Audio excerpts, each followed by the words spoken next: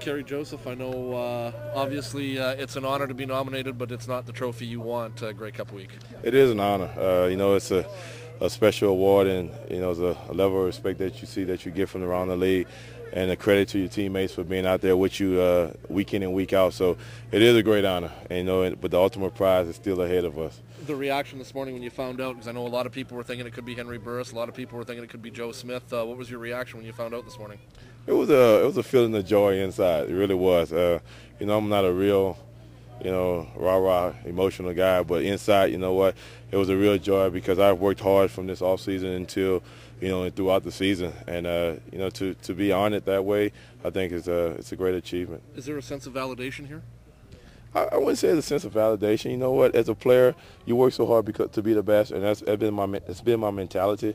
And to get that honor, it kind of just gives you, I wouldn't say to validate it, but just a sense of joy and a sense of satisfaction to know that all the work pays off that you put in. How about from when you started in the league to be at this point of your career nominated for the Player of the Year? Can you reflect back on the years and all the things you've gone into becoming a quarterback? I think as the years have passed on, I continue to mature as a quarterback, continue to grow in a position, and I think to get to this point where I'm at now, and to be surrounded with the guys that I have, we have a level of success that we've been working hard, and I work hard every year, so to get to this point is a great achievement. The last rider to win was Ron Lancaster. If you could join him, it's pretty heady company.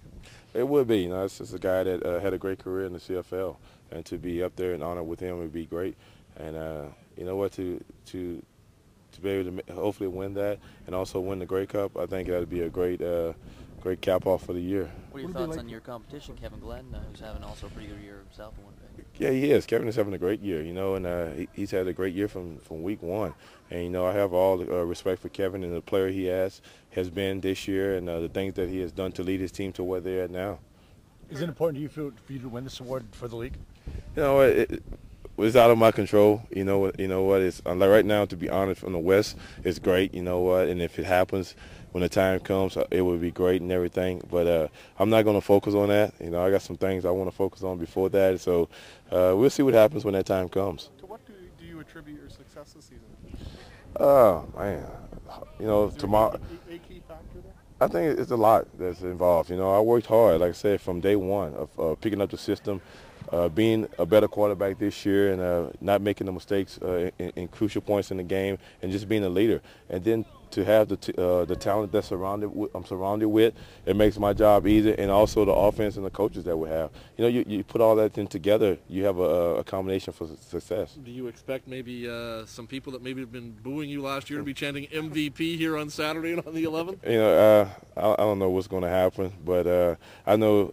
It's going to be exciting here. I know people are going to be chanting that, and like I said, I'm just going to embrace the moment and enjoy it, and just want to keep going out there and continue to win football games. It's hard to wipe the smile off your face by the looks of it.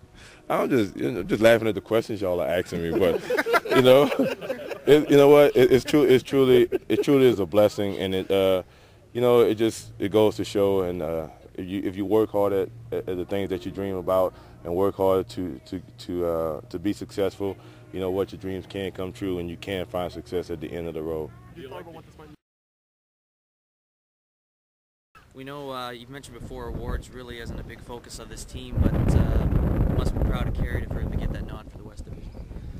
Well, I'm very proud of Kerry. I'm proud at how diligent he's been the whole year in preparing and competing and leading this football team. And it's not just a credit to him, though. It's a credit to the players around him and a credit to the staff as well. As you prepare for this game, what are your expectations of Joseph? We know he's going to start, but I mean, is it just a case of how the game goes, as how long he plays?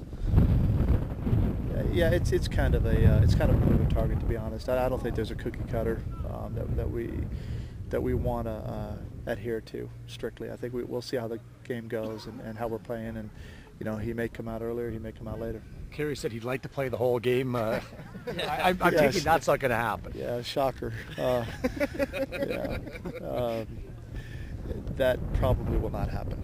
Yeah.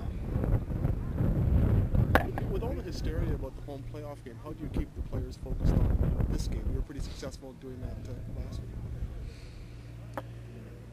understanding that every single game that you play is important.